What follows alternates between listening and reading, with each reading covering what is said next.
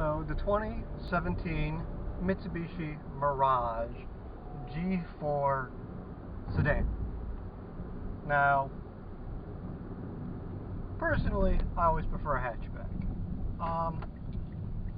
I think if you're trying to do something a little different and a little more offbeat, the Mirage is a pretty perfect car for that in terms of, you can get it in, you can get a hot pink hatchback, and where else are you going to buy a hot pink hatchback? No other manufacturer makes one.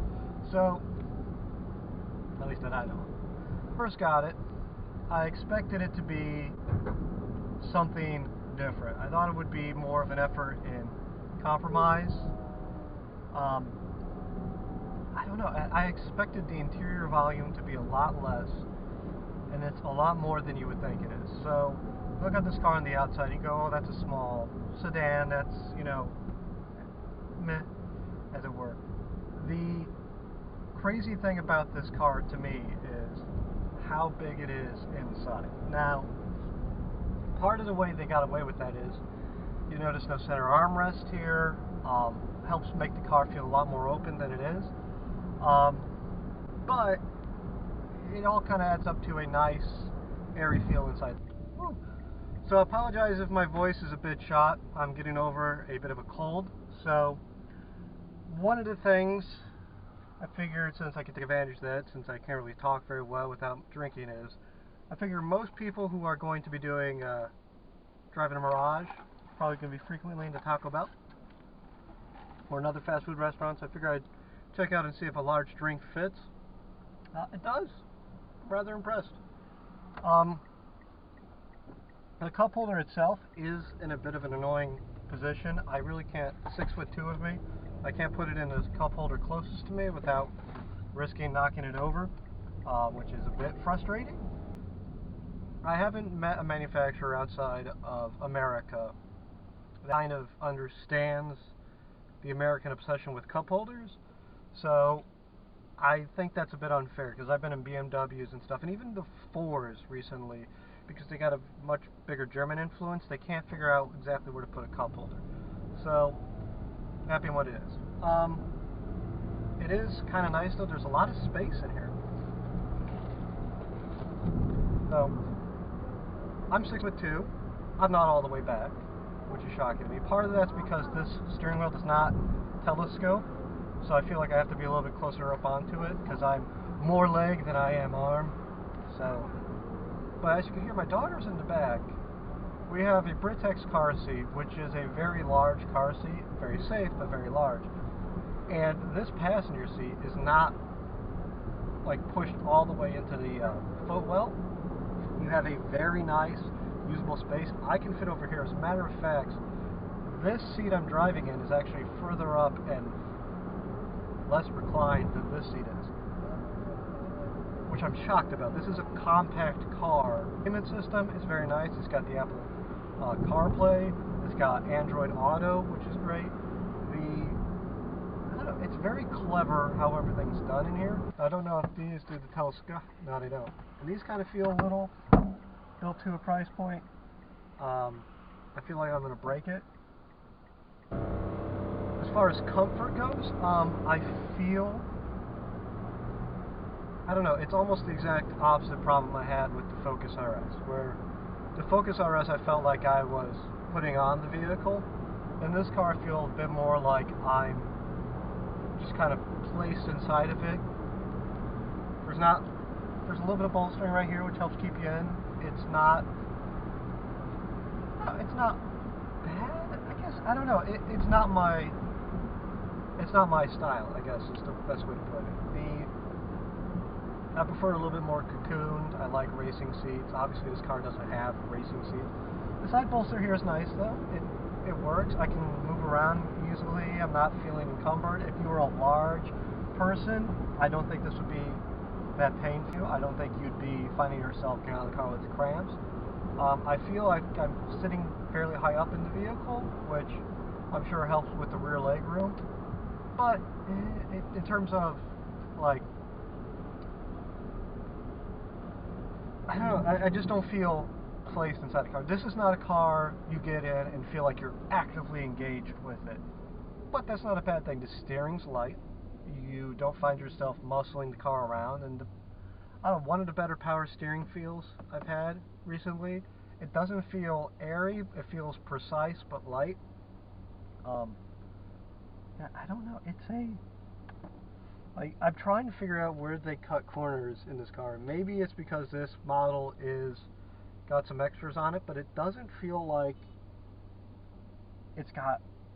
I don't feel like they cut corners. I feel like for $17,000, this is a very good car for that budget. It feels very nice going around corners. It's definitely not a sport suspension on the vehicle. But that helps when it goes over corners or goes over bumps and everything. I really haven't felt abused in this car, and I felt that in some smaller economy cars. So one of the things I'm kind of impressed about by this car is it gets 42 miles to the gallon. And unlike every other car I've driven with the CVT, it doesn't try and hide the fact.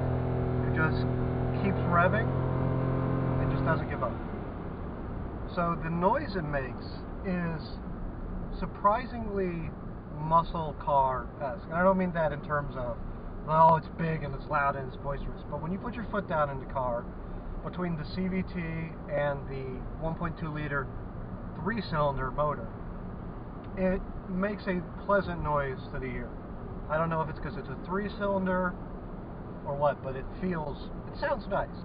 It lets you know that you're going and that your foot's all the way down. Now, I like the fact that it doesn't hide that it's a CVT. It just keeps revving, which is very nice. It just kind of pegs itself at $5,000, and that's it. It has a sport mode. I really have not felt much of a difference between the two. So maybe the noise comes on a little bit quicker. Well, because there's no shift points, it doesn't really, make a huge difference. And it doesn't fake like it's a manual transmission. So I like that. It's not lying to me. And that's kind of what I like about this car. It doesn't lie about what it is. It's simple, reliable, cheap, transportation. And it's got some nice luxury amenities in it, like the Apple CarPlay, the Android Auto. The build quality seems very nice. All the plastics, they feel very nice. Nothing feels cheap in here. I feel like maybe I'm going to break this. It doesn't feel very, I don't know, but I feel like I'm going to break a lot of things. I don't know. It's hard to figure out how Mitsubishi got this to be the price point it is. This has auto temperature, cruise control. It's got Bluetooth. I don't know. It's such a great little car. I was not coming into this expecting it to be. I was expecting it to be, well, it's Mitsubishi and it's a bit quirky, but once you get used to the quirks, it's fine. But it's not. It's good. It's really good. And now it's not an enthusiast car by any stretch of the imagination, but if you're looking for a car to recommend to your non-car savvy friends and family members, this is a great little car for them. And this car is doing a great thing. This is what's keeping Mitsubishi afloat. I think if the Mirage wasn't as good as it is, I don't think we would have Mitsubishi around today. I talked to their press person. Even she said Mitsubishi was taken a little off guard by how well the Mirage was doing in the marketplace. It's always a good time when you have to ramp up factory productions instead of ramp down. The other thing I noticed too is people look at this car. It's not a weird goofy color either, so I don't know what's going on, but it attracts a bit of attention, which is odd. I don't know, maybe people aren't used to seeing a Mitsubishi. I mean, you should get used to seeing it. This car's great. Whew. So one of the weird things I've noticed about this car it's like 60 degrees here in the Indianapolis area, but you leave this car outside for 30 minutes and it gets hot inside. I don't know if it's just because of the big windows or what, but it seems to heat up faster than any other car I've ever been in. I'm sure tint would help with that problem, but it's just kind of unusual to me. It's got Apple CarPlay, Android Auto, like I said before, so it's fairly easy to kind of pick your favorite podcast to listen to. So it's nice.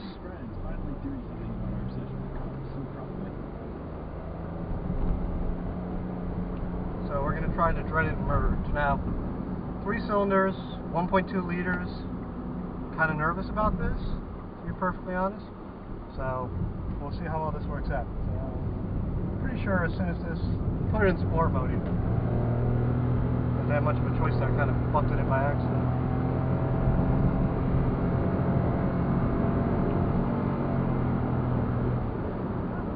Fairly good. Speed limit here is 55. Before I got out off the on-ramp, I was at 60. Calling it good. I didn't really feel pressure there. So, let's see here. Control. Fairly standard, fairly easy. It's nice. Yeah, highway speed, let's see. It's not brutal. It's not the quietest interior I've been in, but I'd say it's on par, if not slightly better than the Fiesta. This car, really, besides the fact that you're looking at a vehicle that puts out 70 horsepower or something in that area, I mean, it's a 3-cylinder. I can't imagine it's that low, to be honest. It feels plenty. The car doesn't feel heavy. I feel like it's relatively good acceleration for an economy car. I mean, it doesn't feel slow in traffic, doesn't feel slow merging. I mean, I might be a little leery of it if I was living in a big city and I needed to get on and off highways a lot. I might check the competition in terms of acceleration, but I don't know if it's worse than the competition. What it feels like is Mitsubishi knew this car had to be better than the competition to sell. Mitsubishi does not have brand recognition in the United States like it once did. So I feel like what they did is they got hold of their R&D guys who made the amazing Lancer Evolution, and they put them in charge of basically figuring out how to make the car feel like it's more expensive. Hey! What's the matter, sweetie? There's a guy in a bro pickup truck up there. He is taking forever to get his food. We didn't sacrifice on interior volume. We didn't sacrifice on fuel economy. I guess the biggest sacrifice is the horsepower. We're looking at 78 horsepower. But reducing the cost of the engine is the biggest, like, cost factor of a vehicle. So, I mean, it's the most equipment, that's where the most material goes to, is up in the engine bay. So, that helps.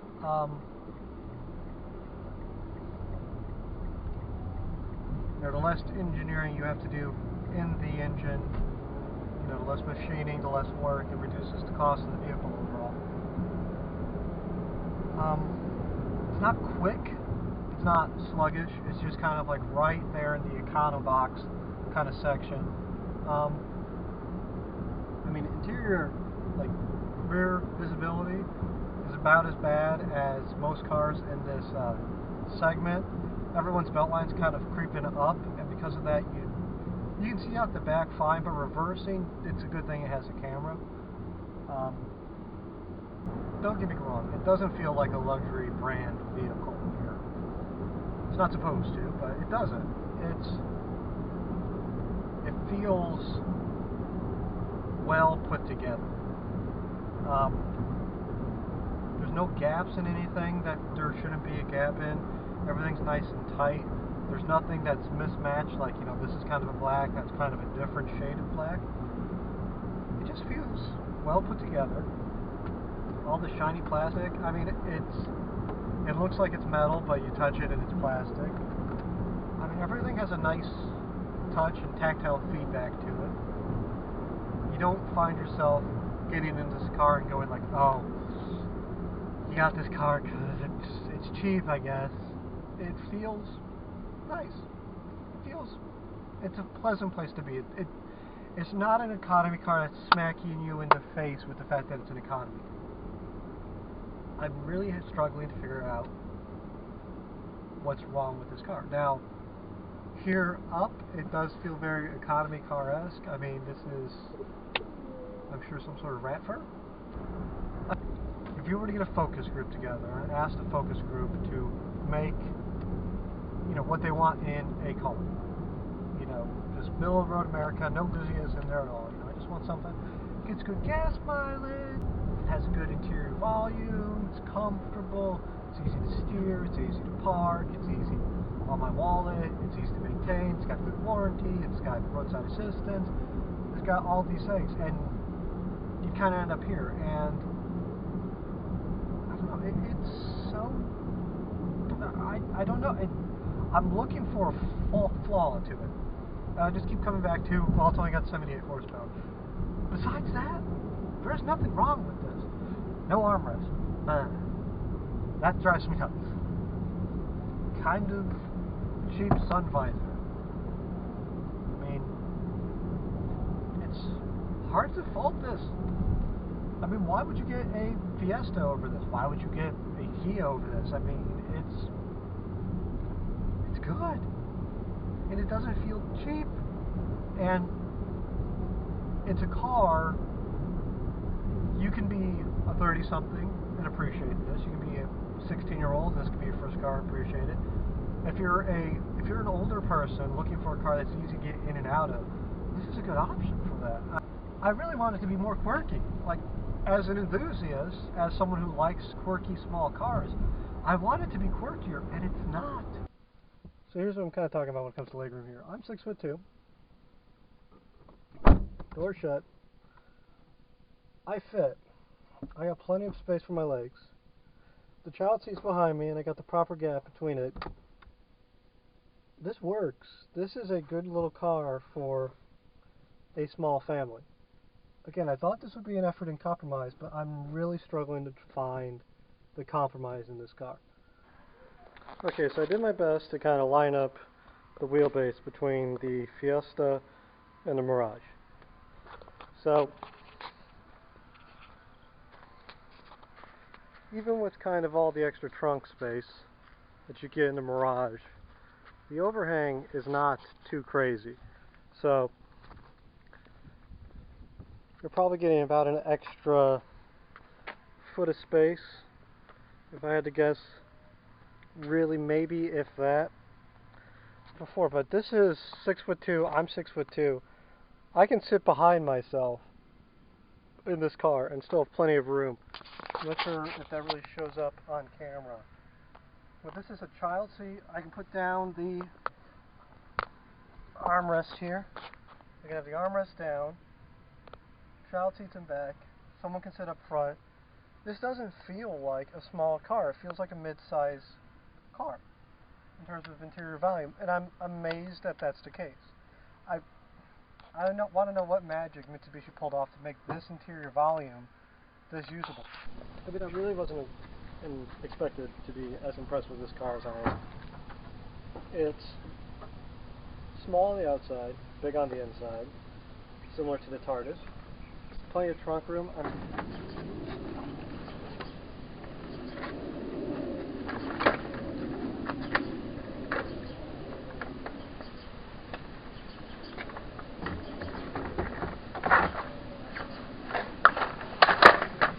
Two full-size strollers.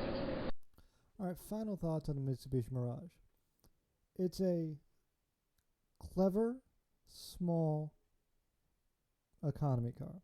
It gets good miles to the gallon. It's got an itty-bitty engine, as you can see here. It's not much bigger than the size of my hand. It's As a matter of fact, it's smaller than the battery that's in the same compartment.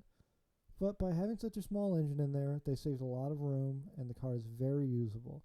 I think this is a perfect car if you're living in a city or if you got a long commute and need something small and comfortable to commute in. It's got a warranty on it. I think it's worth the value for money at the end result. Is it something you can haul your kid around and use day to day and get, still be able to find it in the parking lot and not blend in with everyone? Yeah, this is a good small car for a family. This is actually not even a compromised car that you have to try and convince the significant other to let you get. This is a good car, period.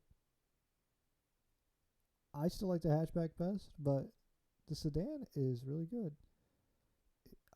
It's just so clever the way they package everything. Just trying to find the hidden bits there. Like, where were they keeping the magic? Thanks everyone so much for watching this. If you liked what you saw here, please like the channel. Please give a subscription if I've earned it. And if you like hearing me talk, go listen to the Untitled Car Show podcast. There's new content up every week, twice a week. We interview some of the biggest names in the industry. Please go check that out. Thanks so much. Have a good night.